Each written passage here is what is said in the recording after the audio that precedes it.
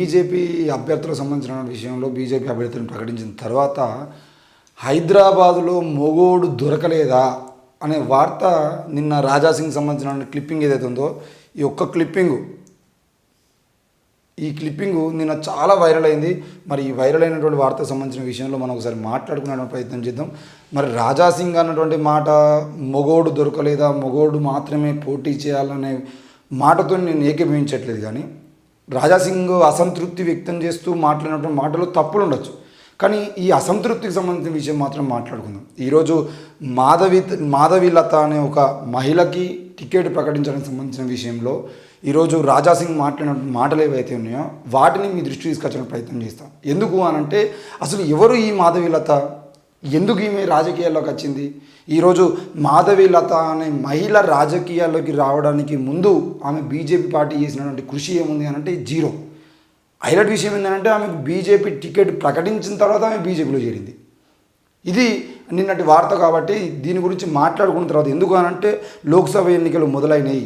లోక్సభ ఎన్నికలకు సంబంధించిన విషయంలో నోటిఫికేషన్ రాలేదు, కానీ అసలు ఎంపీ టికెట్లు కన్ఫర్మ్ కాకముందే ఈరోజు ఒక్కొక్క అభ్యర్థి ఆర్లాడి మురళీధర్ రావు మల్కాజ్గిరి సంబంధించిన విషయంలో ప్రయత్నం చేసి ఆయన ప్రచారం చేసుకున్నాడు. మల్క కుమరయ్య లాంటి వాళ్ళు వాహనాలు పెట్టి ఒక్కొక్క ఎంపీ అభ్యర్థి 20-30 వాహనాలు పెట్టి ప్రచారం ప్రారంభించుకొని తిరుగుతూ ఉన్నారు. మరి ఈ క్రమంలో ఏం జరుగుతుంది, ఎట్లా జరుగుతుంది, ఎవరెవరికి టికెట్ ఇస్తారు, ఎంతమంది సీనియర్లకు టికెట్ ఇస్తారని చెప్పేసి ఆలోచిస్తున్న క్రమంలో హైదరాబాద్ మీద ఓవైసీకి సంబంధించినటువంటి అసదుద్దీన్ ఓవైసీ ఎవరైతే ఉన్నారో ఆయన మీద ఈరోజు మాధవీలత అనే వ్యక్తిని పోటీకి దింపడానికి ప్రధాన కారణం ఏంది, అసలు ఎవరు ఈ మాధవీలత అనే విషయాన్ని మనం మాట్లాడుకోవాల్సినటువంటి అవసరం ఉంది.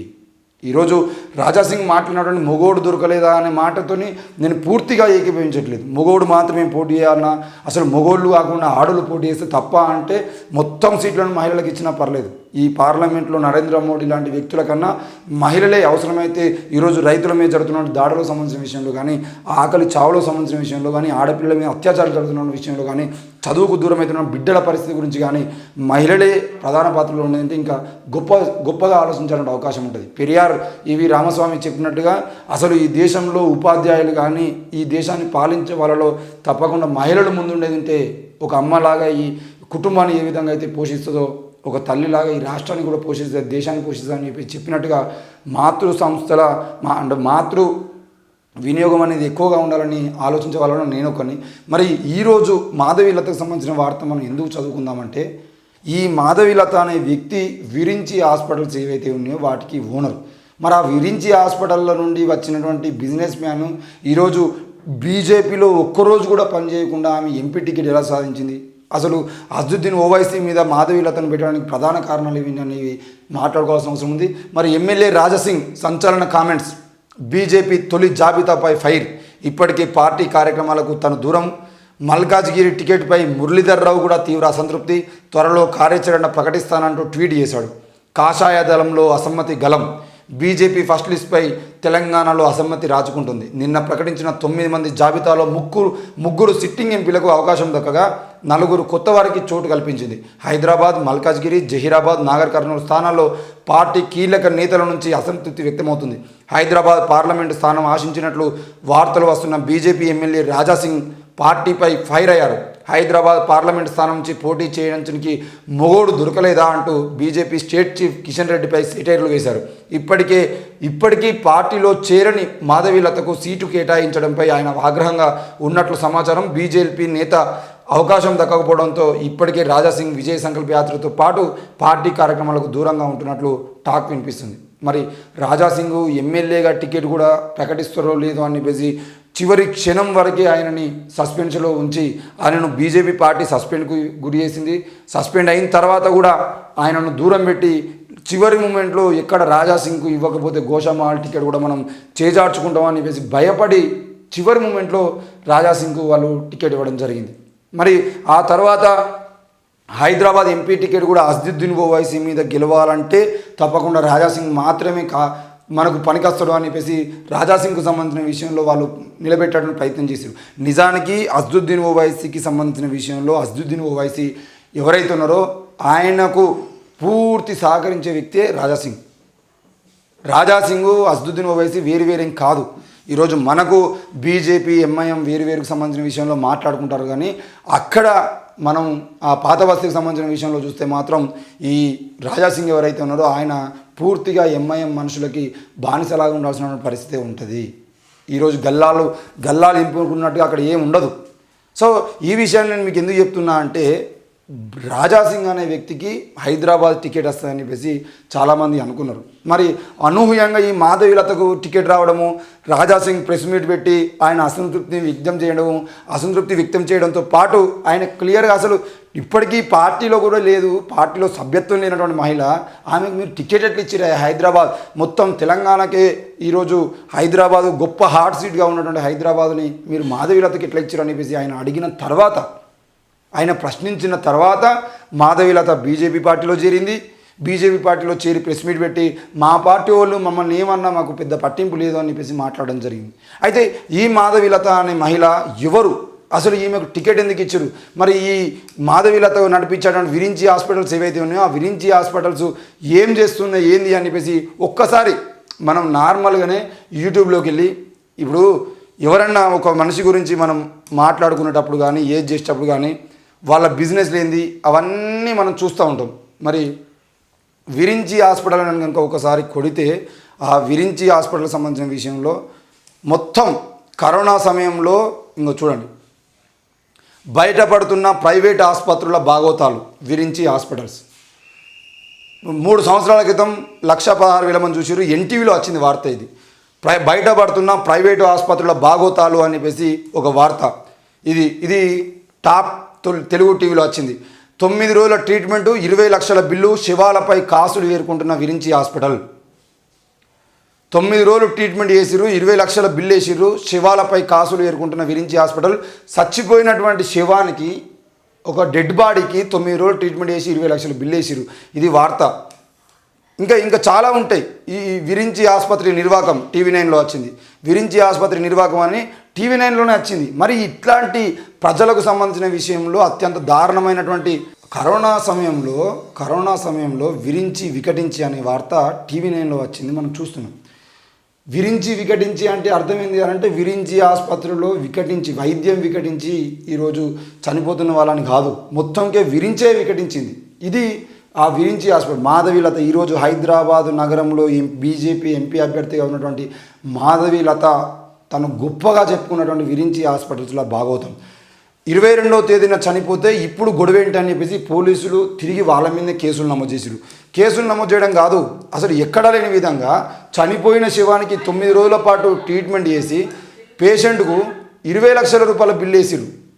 9 రోజుల పాటు అసలు కరోనా వచ్చిన తర్వాత ఆ మనిషి చనిపోయిన తర్వాత ఆ మనిషికి 20 లక్షల రూపాయల బిల్లు వేసి అసలు ఎప్పుడు చచ్చిపోయింది మావోడు అని చెప్పేసి యాజమాన్యాన్ని నిలదీసినటువంటి మృతుడి బంధువులు ఎవరైతే ఉన్నారో ఆ బంధువులని పోలీసులు అరెస్ట్ చేసి రిమాండ్కు పంపిస్తారు. విరించి ఆసుపత్రిపై దాడి, ఫర్నిచర్ ధ్వంసం అని చెప్పేసి చూస్తున్నాం. అసలు దాడి, ఫర్నిచర్ ధ్వంసం అనేది ఏం లేదు, అక్కడ గొడవ జరిగిందంతా కూడా. మీరు మా కుటుంబానికి సంబంధించిన వ్యక్తి ఎవరైతే ఉన్నారో ఆయనకు కరోనా సమయంలో, అసలు కరోనాకు సంబంధించిన విషయంలో నరేంద్ర మోడీ కానీ ఈ దేశం కానీ లేదంటే ప్రపంచంలో ఎక్కడ కానీ వైద్యం లేదు. ప్రపంచ దేశాలన్నీ క్లియర్గా చెప్పినాయి, కరోనాకి మందు లేదు అని చెప్పి చెప్పిన తర్వాత కూడా కరోనా సమయంలో ఈ విరించి ఆసుపత్రి అనే వ్యక్తి, మాధవీలతకు సంబంధించిన విరించి ఆసుపత్రిలో ఏం ట్రీట్మెంట్ చేసిర్రు అనేది ఈ ప్రజలకు చెప్పాల్సిన అవసరం. ముఖ్యంగా హైదరాబాద్లో ఎంపీ అభ్యర్థిగా పోటీ చేస్తున్నటువంటి ప్రజాప్రతినిధి కాబట్టి ఎందుకు ఈరోజు ఇన్ని రోజుల పాటు దాని గురించి మాట్లాడకుండా ఈరోజు మాట్లాడుకోవాల్సిన అవసరం వచ్చింది అని అంటే, ఇట్లాంటి ప్రజల ప్రాణాలు తీసేటువంటి ఆసుపత్రులకు యాజమాన్యాలుగా ఉన్నటువంటి వ్యక్తులు ఎవరైతే ఉన్నారో వీళ్ళు రేపటి రోజున ఎంపీలుగా గెలిచిన తర్వాత మినిస్టర్లుగా ఎదిగితే ఆ మినిస్టర్లుగా ఉన్నటువంటి వ్యక్తులు విరించి ఆసుపత్రుల దందాన్ని మరిన్ని ప్రాణాలు తీసుకోవడం కోసం ఉపయోగిస్తారు. ఈరోజు మనం ఎన్నో విద్యా సంస్థలని చూస్తూ ఉన్నాం, ఎంతోమందిని చూస్తూ ఉన్నాం. ఈ తెలంగాణ, ఆంధ్రప్రదేశ్ రాష్ట్రాలు కాకుండా దేశవ్యాప్తంగా కార్పొరేట్ విద్యని ఈరోజు కార్పొరేటు అండ్ ఈ కాలేజీలు ఏవైతేనే వాటిని ప్రైవేట్ యూనివర్సిటీగా మార్చుకోవడానికి ప్రధాన కారణం వాళ్ళు మంత్రులుగా ఉండటం వలని. మరి ఈరోజు ఈ విరించి ఆసుపత్రులు ఓనర్ ఎవరైతే ఉన్నారో మాధవీలత కనుక రేపటి రోజున ఎంపీగా గెలిచేది ఉంటే ఆ మాధవీలత చేసేటువంటి దందాలు ఏవైతేనేయో ఆ దందాలకు మరి రానున్న రోజులు అసలు ఏమీ లేకుండా కరోనాకి ట్రీట్మెంట్ లేనప్పుడు ఈమె ట్రీట్మెంట్ ఇచ్చి ఒక్కొక్క పేషెంట్ దగ్గర 20 నుండి 50 లక్షల రూపాయలు కరోనా సమయంలో కరోనాకి మందు లేకపోయినా కూడా ఒక్కొక్క పేషెంట్ దగ్గర నుండి 20 నుండి 50 లక్షల రూపాయలు సంపాదించినటువంటి విరించి హాస్పిటల్ ఈరోజు దాదాపు 1000 కోట్ల రూపాయలు ఖర్చు చేసి బీజేపీ టికెట్ కొనుక్కున్నదని కూడా చాలామంది బయట మాట్లాడుతూ ఉన్నారు. మరి అన్ని కోట్ల రూపాయలు ఎక్కడి నుండి సంపాదించింది? ఈరోజు ఈ ఎలక్షన్స్కి ముందు ఎలాగో నాకు ఎంపీ టికెట్ రాదు, ఎంపీ టికెట్ బీజేపీ నుండి రావాలని చెప్పేసి ఆలోచన చేసినటువంటి ఈ మహిళ ఎలక్షన్స్కి ముందు ఒక్కొక్క యూట్యూబ్ ఛానల్కి లక్షల రూపాయలు ఇచ్చి ఈరోజు ఆమెనే ఎక్స్పోజ్ చేసుకునేటువంటి విధంగా మొత్తం నేను పెద్ద ఈ తెలంగాణ రాష్ట్రంలో మళ్ళొక నేను కల్కి అవతారాన్ని లేదు అని అంటే ఆ కల్కి భగవాన్ అమ్మ భగవాన్ లాగా మాత అమృతానందమయ్య లాగా ఇట్లా ఒక కొత్త అవతారం లాగా ఆమె చూపించుకోవడానికి ప్రయత్నం చేసింది. రేపటి రోజున కనుక ఈ మాధవీలత కనుక ఎలక్షన్స్లో కనుక ఓడిపోతే తప్పకుండా రానున్న 5 సంవత్సరాల కాలంలో ఆమె ఒక ఆశ్రమాన్ని ఏర్పాటు చేస్తుంది. ఆ ఆశ్రమంలో ఆమె ఒక సైకాలజిస్ట్ అవతారం. ఇప్పటికే చిన్నపిల్లలకి ఏ విధంగా చిన్నపిల్లల్ని ఏ విధంగా పెంచాలి అని చెప్పేసి ఆమె చైల్డ్ కేర్కి సంబంధించిన విషయంలో మాట్లాడుతూ ఉంటుంది. లేదంటే తల్లిదండ్రులు కూర్చోబెట్టి తల్లిదండ్రులకు పిల్లల్ని ఎలా పెంచాలని చెప్పేసి మోటివేషన్ క్లాసులు చెప్తూ ఉంటుంది. చిన్న స్కూళ్ళలో పోయి చిన్న విద్యార్థులకు సైకాలజీ మోటివేషన్ క్లాసులు చెప్తూ ఉంటుంది. అసలు ఆమె ఏమి చదువుకున్నది ఏంది, ఆమె చెప్పేటువంటి మాటలకు సంబంధించిన విషయంలో ఎక్కడైనా ఏదైనా పనికొచ్చేది ఉంది అని అంటే ఏది లేదు. మరి ఈ విరించి ఆసుపత్రుల నిర్వాహకం ఇంత దారుణంగా ఉంటే మరి వాటన్నిటి సంబంధించిన విషయంలో వదిలేసి మరి ఈ మాధవీలతకు సంబంధించిన విషయంలో బీజేపీ టికెట్ ఎలా ఇచ్చింది? అసలు ఎవరు ఈ మాధవీలత? ఎందుకు బీజేపీ ఈరోజు మాధవీలతను ఇంత హైలైట్ చేయాల్సి వచ్చింది అనే విషయానికి సమాధానం చెప్పాల్సిన అవసరం ఉంది. ఆమె మాట్లాడితే ఎవరు ఏ మీడియా సంస్థ పోయి ఆమెను ఇంటర్వ్యూ చేయాలని ప్రయత్నం చేసి మాట్లాడిన ప్రతిసారి కూడా నేను ఆమె ఒక కొత్త అవతారం లాగా మాట్లాడి ఈ రాష్ట్రంలో ఉన్నటువంటి ముఖ్యంగా ఆర్ఎస్ఎస్కు సంబంధించిన బీజేపీకి సంబంధించిన వ్యక్తులు ఎవరైతే ఉన్నారో వాళ్ళందరినీ కూడా తను ఏదో ప్రేమామయురాలు మాత అమృతానందమయ్యలాగా లేదంటే కల్కి అవతారంలాగా తనను తాను నిరూపించుకోవడానికి ప్రయత్నం చేస్తూ ఉంది. ఈ మాధవీలత కనుక రేపటి రోజున బీజేపీ నుండి ఎంపీగా పోటీ చేసి గెలిస్తే మాత్రం తప్పకుండా 100కి 100% విరించి హాస్పిటల్ దందాన్ని మాత్రమే ఈ తెలంగాణ రాష్ట్రంలో చేయడం కోసం ప్రయత్నం చేస్తుంది. ఆమె తన దందాలో ఎందుకనంటే మనం చాలా రోజులుగా చూస్తూ ఉన్నాం, ఎక్కడైతే అన్యాయం చేస్తూ అక్రమాలు చేస్తూ ప్రభుత్వానికి పట్టుబడి పోలీస్ కేసుల్లో ఇరికి ఎవరైతే ఉంటారో వాళ్ళు బీజేపీ పార్టీలో చేరితే వాళ్ళ మీద కేసులు ఉండవు, ఎట్టి పరిస్థితుల్లో వాళ్ళు జైలుకు పోరు. ఈరోజు లిక్కర్ స్కామ్కి సంబంధించిన విషయంలో మనం కవిత గారిని అరెస్ట్ చేస్తారు అది ఇది అని చెప్పేసి మాట్లాడుకుంటూ చూస్తున్నాం కదా. ఆ వార్తను చూసినా కూడా రేపటి రోజున కవిత బీజేపీ తీర్థం పుచ్చుకునేదంటే కేసులు అన్నీ పోతాయి. ఈటల రాజేందర్ అక్రమంగా భూములు లాక్కున్నాడు, భూములు కబ్జా చేసిన అని చెప్పేసి మాట్లాడిండ్రు, పెద్ద వార్తలు వచ్చినాయి, బీఆర్ఎస్ నుండి సస్పెండ్ చేసారు, ఆయన బీజేపీలో చేరిండు, మళ్ళీ భూములు దందా సంబంధించిన విషయంలో ఎక్కడ కూడా కేసులు లేవు.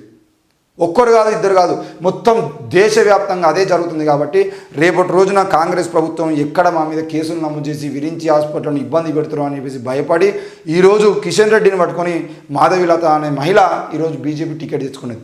మరి ఆమె బీజేపీ టికెట్ తెచ్చుకోవడానికి ప్రధాన కారణం ఏంటి అని అంటే మాధవీలత కనుక రేపటి రోజున ఎంఐఎం మీద ఏమన్నా మాటలు మాట్లాడి రెచ్చగొట్టేటువంటి ప్రయత్నం చేస్తే తిరిగి ఎంఐఎం వాళ్ళు ఏ మాట మాట్లాడి అసదుద్దీన్ కానీ అక్బరుద్దీన్ కానీ ఏదన్నా రెచ్చిపోయి ఒక మాట మాట్లాడితే ఒక మహిళను పట్టుకొని ఇంత పెద్ద మాట మాట్లాడతారా అని చెప్పేసి కులం పేరుతో మతం పేరుతో మహిళ అనే కార్డు పేరుతో ఈ తెలంగాణ రాష్ట్రంలో గొడవలు పుట్టించాలనే ప్రయత్నంలో భాగంగానే ఈరోజు మాధవీలతకి టికెట్ ఇవ్వడం జరిగింది. మరి అసలు మొత్తం పూర్తిగా క్రిమినల్ మైండ్ సెట్ ఉండి పూర్తిగా ఆమె విరించి హాస్పిటల్ని ఎక్కడ చూసినా మీరు విరించి హాస్పిటల్స్ టాప్ 10 వీడియోస్ అని కొడితే 9 వీడియోలు విరించి హాస్పిటల్ జరిగేటువంటి అక్రమాల గురించే వస్తున్నాయి.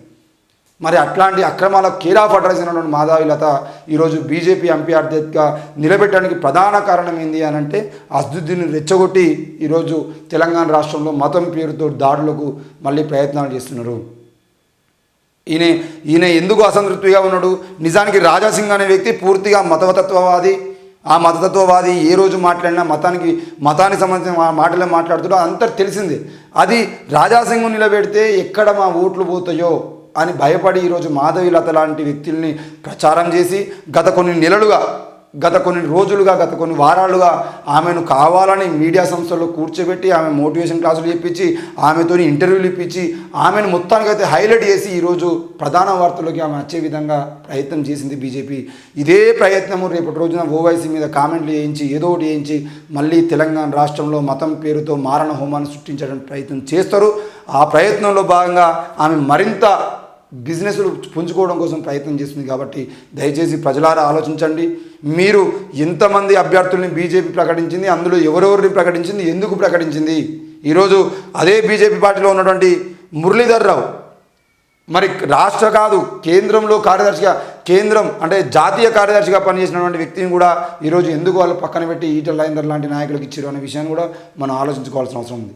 అంటే బిజినెస్ మ్యాన్లను వాళ్ళ పార్టీలో చేసుకొని కోట్లాది రూపాయలను పార్టీ ఫండ్గా తీసుకొని ఈరోజు వాళ్ళ గెలుపుతో పాటు మరో వ్యక్తి గెలుపు కూడా వాళ్ళే ఖర్చు చేసే విధంగా ఈరోజు పార్టీలో వాళ్ళు పనిచేస్తున్నారు. కాబట్టి మరి ఇట్లాంటి మైండ్ సెట్తో ఉన్నటువంటి బీజేపీ పార్టీ ఎట్టి పరిస్థితుల్లో అది భారతదేశం గురించి ఆలోచించినటువంటి దేశ పార్టీ కాదు.